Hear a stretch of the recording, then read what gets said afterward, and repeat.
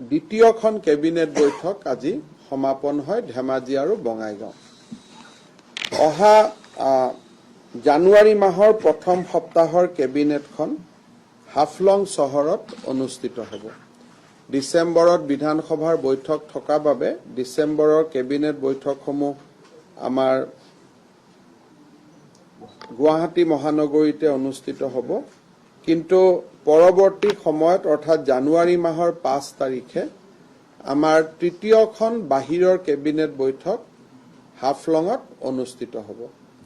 আৰু হাফলঙত যাওঁতেও আমাৰ মন্ত্ৰীসকলে দুখন জিলাত তেওঁলোকে ভ্ৰমণ কৰিহে হাফলঙত উপস্থিত হ'ব। বহু অসম চৰকাৰৰ বিষয়াই আজিলৈকে চাকৰি দিনত হয়তো হাফলং গৈয়ে পোৱা নাই। এই ধৰণে আমাৰ ৰাজধানীৰ পৰা আমি প্ৰশাসনক জিলা আৰু ব্লক পৰ্যায়লৈকে নমাই অনাৰ এটা চেষ্টা সমান্তৰালভাৱে চলি আছে। যি নহওক আজিৰ কেবিনেটত কেইটামান অত্যন্ত গুৰুত্বপূৰ্ণ সিদ্ধান্ত হ'ল। এটা হ'ল যে ৰাষ্ট্ৰীয় শিক্ষানীতিক অনুকৰণ কৰি আমাৰ ৰাজ্যৰ শিক্ষা ব্যৱস্থাটোক আমি নতুন ধৰণে সজাই পৰাই তুলিব খুজিছোঁ। আমাৰ সম্পূৰ্ণ ষ্ট্ৰাকচাৰটো এতিয়া বদলি হৈ যাব। কেজি, আপাৰ প্ৰাইমেৰী, লোৱাৰ প্ৰাইমেৰী এই কথাবিলাকৰ পৰিৱৰ্তে এতিয়া যিটো ব্যৱস্থা হ'ব 5+3+4 অৰ্থাৎ প্ৰথম 5টো হ'ব যাক আমি নাৰ্চাৰী বুলি কওঁ, লোৱাৰ কেজি বুলি কওঁ, আপাৰ কেজি বুলি কওঁ, ক্লাছ 1 আৰু 2 বুলি কওঁ। এই গোটেইখিনিক এতিয়া সন্মিলিত হৈ যাক প্ৰি স্কুলিং বুলি আমি সাধাৰণতে আজিৰ দিনত কওঁ, তাৰ নাম হ'ব ফাউণ্ডেশ্যন, বা এই বিদ্যালয়বিলাকৰ নাম আজিৰ পৰা ইংৰাজীত ফাউণ্ডেশ্যন হ'ব, অন্যথা তাক বুনিয়াদী বিদ্যালয় বুলি কোৱা যাব। তাৰ পিছত আজিৰ যি 3, 4, 5 যিটো নতুন শিক্ষানীতিত 6, 7, 8 হ'ব। আজি যিটো কাৰণ আপাৰ কেজি, লোৱাৰ কেজি, নাৰ্চাৰী 1, 2 এইখিনি পঞ্চমত গুচি গ'ল। তাৰ পিছত আহিলে 6, 7, 8 এই যিটো আমাৰ হ'ব আচলতে আগৰ শিক্ষানীতি মতে এইটো 3, 4, 5 কিন্তু নতুন শিক্ষানীতি মতে এইটো হৈ গ'ল 6, 7, 8 এইখিনি এটা আমাৰ শ্ৰেণী বিভাজন হ'ল। তাক আমি প্ৰস্তুতি পৰ্ব বুলি জানিব, প্ৰিপাৰেটৰী বুলি হ'ব। শিক্ষা বিভাগে তাৰ এটা উত্তম অসমীয়া ল'ব ভাৱানুবাদ, কিন্তু প্ৰিপাৰেটৰী বা আজিৰ আলোচনাত আমি তাক প্ৰস্তুতি পৰ্ব বুলি আমি ক'ব পাৰোঁ। তাৰ পিছত আজিৰ যিখিনি 6, 7, 8 আছে, এই 6, 7, 8 খিনি হ'ব মধ্যম বৰ্গ, অৰ্থাৎ এমই স্কুল যিখিনি আজি আছিলে 6, 7, 8 এইখিনি হ'ব মধ্যম বৰ্গ। আৰু ফাইনেলি যিটো 9, 10, 11, 12 হ'ব এইটো হ'ব হাই স্কুল বা ছিনিয়ৰ ছেকেণ্ডাৰী স্কুল। তাৰমানে 5+3+3+4 অৰ্থাৎ স্কুলীয়া গোটেই শিক্ষা ব্যৱস্থাটো 15টা ক্লাছত চলিব।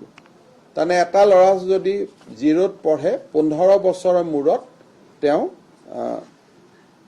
আগবাঢ়ি যাব পাৰিব। 15টা শিক্ষা বৰ্ষ শেষ কৰাৰ পিছত তেওঁ ক্লাছ 12 পাছ কৰিব। এডমিশ্যন হয়তো 3 বছৰ ল'ব পাৰে, 4 বছৰটো ল'ব পাৰে, বেলেগ কথা। কিন্তু স্কুলত 15টা বৰ্ষ থকাৰ পিছত ল'ৰাজনে ক্লাছ 12ত পৰীক্ষা দিব পাৰিব। আকৌ এবাৰ কৈছো যে প্ৰথম 5টা class will be known as a foundation, যাক আমি বুনিয়াদী স্কুল বুলি ক'ব পাৰোঁ। পিছৰ 3টা ক্লাছ জানা যাব প্ৰিপেৰেটৰী, যাক আমি প্ৰস্তুতি পৰ্ব বুলি ক'ব পাৰোঁ। তাৰ পিছৰ 3টা ক্লাছ এলিমেণ্টাৰী, অৰ্থাৎ আমাৰ আজিৰ দিনৰ যিটো প্ৰাথমিক শিক্ষা বুলি আমি ক'ম বা মধ্যম বৰ্গ বুলি ক'ম। আৰু 9, 10, 11, 12ক সামৰি ছিনিয়ৰ ছেকেণ্ডাৰী স্কুল বা ছেকেণ্ডাৰী স্কুল হ'ব। ক্লাছ 10ৰ যিটো গুৰুত্ব সেইটো হয়তো আগৰ দৰে নাথাকিব, আমি হয়তো মেট্ৰিক পাতিম বেলেগ কথা, কিন্তু ইট উইল বি 9, 10, 11, 12 একেলগে এটা গোট হ'ব। এইটো হ'ল আজি আমি প্ৰথম কৰিলো। ইয়াৰ লগত ক্লাছ 5ৰ টেক্সট বুকবোৰ এতিয়া বদলি যাব। ৰাষ্ট্ৰীয় শিক্ষানীতি মতে ক্লাছ 5লৈকে, অৰ্থাৎ আগৰ যিটো আপুনি ক'ব পাৰে, মই আগতে কোৱাৰ দৰে ক্লাছ 2লৈকে, তাত হ'ব লেংগুৱেজ ইন্ট্ৰডাকশ্যন। প্ৰিপেৰেটৰীত হ'ব কনচেপ্টবিলাক জনোৱা। এই ধৰণে ৰাষ্ট্ৰীয় শিক্ষানীতিৰ যি পেডাগগী ৰিকমেণ্ড কৰা হৈছে, পাঠ্যক্ৰম ৰিকমেণ্ড কৰা হৈছে, 2023 চনৰ 1 এপ্ৰিলৰ পৰা পাঠ্যক্ৰমটো ৰাষ্ট্ৰীয় শিক্ষানীতি অনুসৰি সজোৱা হ'ব। এই বছৰত ষ্ট্ৰাকচাৰটো হ'ল, 2022ত ষ্ট্ৰাকচাৰটো কৰিলো 5, 3, 3, 4। অহা বছৰ ষ্ট্ৰাকচাৰ অনুসৰি পাঠ্যক্ৰমটো যাব ফ্ৰম 23rd, ফ্ৰম 23 চনৰ 1 এপ্ৰিলৰ পৰা 22 চনলৈকে ষ্ট্ৰাকচাৰ, 23 চনত শিক্ষাবৰ্ষ, মানে পাঠ্যক্ৰমটো সজোৱা হ'ব। এইটো এটা গুৰুত্বপূৰ্ণ সিদ্ধান্ত আছিলে। দ্বিতীয় এটা সিদ্ধান্ত হ'ল অসমৰ সত্ৰসমূহ। এই সত্ৰসমূহৰ মাটি বিভিন্ন সময়ত বেদখলকাৰীয়ে লৈ গৈছে বুলি অভাৱ অভিযোগ আমাৰ বাতৰি কাকতে হওক, জনজীৱনৰ মাজতে হওক বিস্তৃত চৰ্চা চলি থাকে। কিন্তু ইয়াৰ ওপৰত আজিলৈকে চৰকাৰে কেতিয়াও প্ৰচেষ্টা চলোৱা নাই যে আচলতে কোন সত্ৰৰ মাটি গৈছে, কাৰ যোৱা নাই, গৈছে যদি কিমান গৈছে, কোনো ইয়াৰ ওপৰত আমাৰ সামূহিক কোনো চিন্তা চৰ্চা হোৱা নাই। ৰাজ্য চৰকাৰে সত্ৰৰ মাটি বেদখলৰ স্বৰূপটো চিনাক্ত কৰাৰ বাবে আজি এখন কমিটি নিৰ্মাণ কৰিছে, যেনেকৈ আমি গৰুখুটিত নিৰ্মাণ কৰিছিলোঁ। এই কমিটিখনে সত্ৰৰ মাটি বেদখলত আছে নেকি, যদি আছে কিমান বেদখলত আছে, আৰু ৰাজহুৱা শুনানি লৈ কাগজ পত্ৰ পৰীক্ষা কৰি তেওঁলোকে চৰকাৰক ক'ব যে বৰপেটা সত্ৰৰ 30 বিঘা মাটি বেদখলত আছে, বৰদোৱা সত্ৰৰ 20 বিঘা আছে।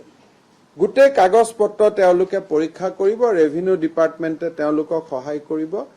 প্ৰাক্তন মন্ত্ৰী প্ৰদীপ হাজৰিকাৰ নেতৃত্বত এই কমিটিখন গঠন কৰা হৈছে, আৰু এই কমিটিৰ আন দুজন সদস্য হ'ল খুমটাই সমষ্টিৰ বিধায়ক মৃণাল শইকীয়া আৰু নগাঁও সমষ্টিৰ বিধায়ক ৰূপক শৰ্মা। এই কমিটিখনৰ কাম কাজ এবছৰ হ'ব, আৰু এই এবছৰত এই কমিটিৰ 3জন সদস্যই, মৃণাল শইকীয়া, ৰূপক শৰ্মাই ৰাজ্যিক মন্ত্ৰীৰ মৰ্যাদা লাভ কৰিব, প্ৰদীপ হাজৰিকা ডাঙৰীয়াই কেবিনেট মন্ত্ৰীৰ মৰ্যাদা লাভ কৰিব। আৰু তেখেতসকলক আমাৰ চৰকাৰৰ এটা খুব ষ্ট্ৰং টিমে, ৰেভিনিউ ডিপাৰ্টমেণ্টৰ এটা খুব ষ্ট্ৰং টিমে তেওঁলোকক সহায় কৰিব। ৰাজ্য চৰকাৰে এটা খুব সংবেদনশীল সিদ্ধান্ত লৈছে। 6, 7 এইকেইটা হ'ল, 6 জানুৱাৰী হ'ল বৃহস্পতিবাৰ, 7 জানুৱাৰী হ'ল শুক্ৰবাৰ, 8 জানুৱাৰী ছেকেণ্ড ছেটাৰডে, 9 জানুৱাৰী ৰবিবাৰ। এই 4 দিন, দুদিনটো ছুটি তেওঁলোকে পায়েই। 6 আৰু 7 তাৰিখে আমি অসমৰ সকলো চৰকাৰী কৰ্মচাৰীক অতিৰিক্ত ছুটি মঞ্জুৰি কৰিছোঁ এটা কাৰণত। কিন্তু কোনে কৰ্মচাৰীয়ে পাব? যাৰ শহুৰে শাহুৰে বা পিতৃ মাতৃ জীয়াই আছে, আইদাৰ ইনলছ অৰ নিজৰ দেউতাক মাক তেওঁলোক জীয়াই আছে। আৰু দেউতাক মাকৰ লগত যাৰ দেউতাক মাক নিজৰ মৃত্যু হৈছে তেওঁলোকে শহুৰে শাহুৰেকৰ কাৰণে, আৰু যাৰ দেউতাক মাকৰ মৃত্যু হোৱা নাই দেউতাক মাকৰ কাৰণে, তেওঁলোকে 4 দিন চৰকাৰে হেডকোৱাৰ্টাৰ লিভ তেওঁলোকে পাৰ্মিশ্যন পাব, আৰু 6, 7 তেওঁলোকে ভেকেশ্যন পাব। আৰু এই 4 দিন তেওঁলোকে নিজৰ দেউতাক মাকৰ লগত থাকিবলৈ সুবিধা পাব। যিসকলৰ দেউতাক মাক এই পৃথিৱীত নাই, বা যিসকলে দেউতাক মাকৰ ওচৰত যাব নোখোজে, তেওঁলোকে এই ছুটিটো নাপাব। ইভেন আমাৰ IPS অফিচাৰ IS অফিচাৰো এই ছুটিটো ল'ব পাৰিব। আমাৰ মন্ত্ৰীসকলেও এই ছুটিটো ল'ব পাৰিব, যাৰ দেউতাক মাকৰ লগত থকাটো আমি বিচাৰিছো বছৰত 4টা দিন। আমাৰ মন্ত্ৰীসকলেও 4টা দিন দেউতাক মাকৰ লগত থাকিলে মই ব্যক্তিগতভাৱে সুখী হ'ম। যদিও মন্ত্ৰীৰ কোনো লিভ নাথাকে, ছুটি নাথাকে, কিন্তু চতুৰ্থ শ্ৰেণীৰ সাফাই কৰ্মচাৰীজনৰ পৰা মন্ত্ৰীসকললৈকে সকলোৱে এই সুবিধাটো পাব। 6-7 বন্ধ পাব, 8-9 অট'মেটিকেলি বন্ধ আছে। 4 দিন গাঁৱত গৈ দেউতাক মাকৰ লগত থাকিব পাৰিব। নতুন বছৰত দেউতাক মাকৰ আশীৰ্বাদ লৈ অসমখনৰ কাৰণে গোটেই বছৰটো কাম কৰিম, তেনেকুৱা এক প্ৰেৰণা লৈ তেওঁলোকে দেউতাক মাকৰ পৰা উভতি আহিব। যাৰ দেউতাক মাকৰ লগত থাকে, গুৱাহাটীতে আছে, দেউতাক মাকো লগত আছে, তেওঁলোকে দেউতাক মাকক ফুৰাবলৈ যাব। গতিকে এই এটা সিদ্ধান্ত আজি আমি কেবিনেটত গ্ৰহণ কৰিছো যে দেউতাক মাকৰ ওচৰত আশীৰ্বাদ লোৱাৰ এটা প্ৰচেষ্টা, নতুন প্ৰচেষ্টা এটা আমি আজি আৰম্ভ কৰিছো। আৰু মই ভাবো যে আমাৰ চৰকাৰী কৰ্মচাৰী যোনাৰ দেউতাক মাক নাই, যদি শহুৰ শাহুৰেকো জীয়াই আছে আমি এইটো দিম, কিন্তু দুইটাই জীয়াই থকা নাই, তেতিয়া এই ছুটিটো নাপাব। আৰু যোন ফিল্ডত ডিউটি কৰি আছে SP জনে নাপাব, এডিশ্যনেল SP জনে পাব, কিন্তু যাৰ ডিউটি আছে সি 2টা দিন পিছত ৰোটেশ্যনত ল'ব পাৰিব। পুলিচৰ কাৰণে এইটো ছুটি কামত নাহিব, কাৰণ 8 আৰু 9 তাৰিখে আমাৰ আৰক্ষীৰ SPৰ কনফাৰেন্স আছে, গতিকে হয়তো পুলিচে নাপাব, পুলিচক আমি পিছত বেলেগ দিন এটা দি দিম। আপোনালোক সকলোৱে জানে যে আজি আমি লাচিত বৰফুকনৰ জন্ম জয়ন্তী অত্যন্ত গৌৰৱেৰ সৈতে পালন কৰিছো। লাচিত বৰফুকনৰ জন্ম বুৰঞ্জীৰ মতে 24 নৱেম্বৰ 1622, আৰু সেই দৃষ্টিভংগীৰ পৰা চাবলৈ গ'লে তেখেতৰ জন্ম আজিৰ পিছত 400 বছৰত ভৰি দিব। ৰাজ্য চৰকাৰে মহাবীৰ লাচিত বৰফুকনৰ জন্ম জয়ন্তী 400 বছৰৰ পূৰ্তি অত্যন্ত গাম্ভীৰ্যপূৰ্ণ আৰু এইজনা বীৰক ৰাষ্ট্ৰীয় প্ৰেক্ষাপটত লৈ যোৱাৰ উদ্দেশ্যেৰে এই গোটেই বছৰটো পালন কৰিব। ইয়াত নেশ্যনেল সেমিনাৰ থাকিব, দিল্লীত সেমিনাৰ হ'ব, মুম্বাইত সেমিনাৰ হ'ব, ৰাজ্যজুৰি বিভিন্ন কাৰ্যসূচী থাকিব। কালচাৰেল ডিপাৰ্টমেণ্টে 400 বছৰৰ জন্ম জয়ন্তী পালন কৰাৰ বছৰজোৰা কাৰ্যসূচী প্ৰস্তুত কৰিব। তাৰ কাৰণে ৰাজ্য চৰকাৰে সুকীয়াকৈ বাজেটো দিব, সকলো থাকিব। আৰু ৰাজ্য চৰকাৰৰ কালচাৰেল ডিপাৰ্টমেণ্টে নোডেল ডিপাৰ্টমেণ্ট হিচাপে এই 400 বছৰৰ জন্ম জয়ন্তী পালন কৰিব। মই অকল এই কাৰ্যসূচীক চৰকাৰৰ ভিতৰতে সীমাবদ্ধ নাথাকি সমগ্ৰ অসমবাসী ৰাইজক এই কাৰ্যসূচী পালনৰ বাবে আহ্বান জনাইছো।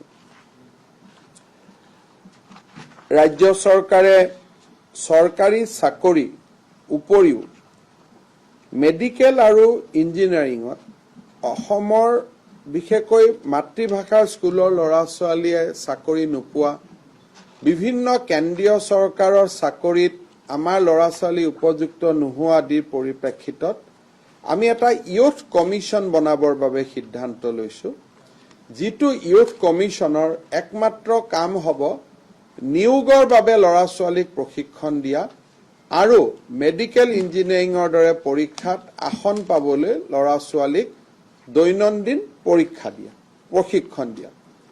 প্ৰত্যেকখন জিলাৰ 100 জন মেধাৱী ছাত্ৰ ছাত্ৰীক আমি যদি ইঞ্জিনিয়াৰিং আৰু মেডিকেলৰ কোচিং দিওঁ, আৰু that too with the help of reputed institute Delhi, Mumbai বা অসমৰো, এই ইউথ কমিশ্যনৰ এই কামটো আমি তেওঁলোকক দিব খুজিছো। এটা যুৱ আয়োগ, অসমত ৰাজ্য চৰকাৰে আজি এটা নতুন যুৱ আয়োগ নিৰ্মাণৰ অনুমোদন জনাইছে।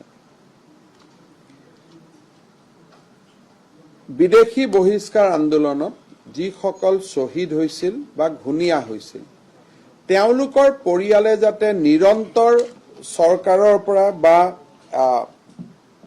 এটা সাহায্য বা সহায়ৰ হাত এখন যাতে আমি নিৰন্তৰ আগবঢ়াই থাকিব পাৰোঁ আজি আমি এটা ট্ৰাষ্ট নিৰ্মাণ কৰিছোঁ ট্ৰাষ্টৰ নাম হ'ব trust for welfare for victims of Assam agitation and their family এই ট্ৰাষ্টটোত ৰাইজেও দান বৰঙণি আগবঢ়াব পাৰিব ইনকাম টেক্স এক্সেম্পশ্যন আমি আবেদন কৰিম ৰাজ্য চৰকাৰে 5 কোটি টকাৰ কৰ পাছেৰে এই ট্ৰাষ্টৰ কাম আৰম্ভ কৰিব আৰু লাহে লাহে নিশ্চয় ইয়াত বিভিন্ন ৰাজ্যৰ সহযোগত আমাৰ পুঁজি বাঢ়ি গৈ থাকিব চহৰত মাটি লবৰ কাৰণে 20 বছৰ দখলত থকাটো বাঞ্ছনীয় আছিল অসমৰ অৰিজিনেল ইনহেবিটেণ্টৰ কাৰণে এইটো আজি আমি 10 বছৰলৈকে হ্ৰাস কৰিছোঁ যি অৰিজিনেল ইনহেবিটেণ্ট আছে তেখেতসকলে 20 বছৰ দখলত থকাৰ প্ৰয়োজন নাই 10 বছৰ দখলত থাকিও মাটিৰ বাবে আবেদন কৰিব পাৰিব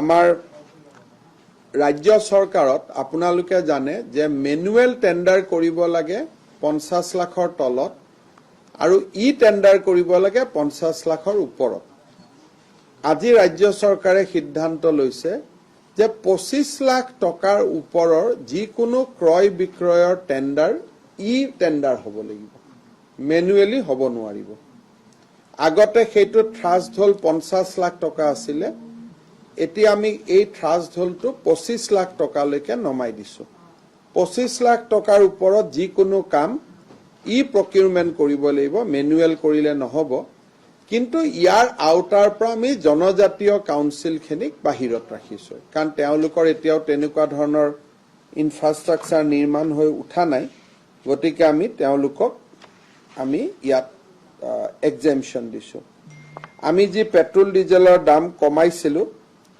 তাক আজি কেবিনেটে অনুমোদন দিয়ে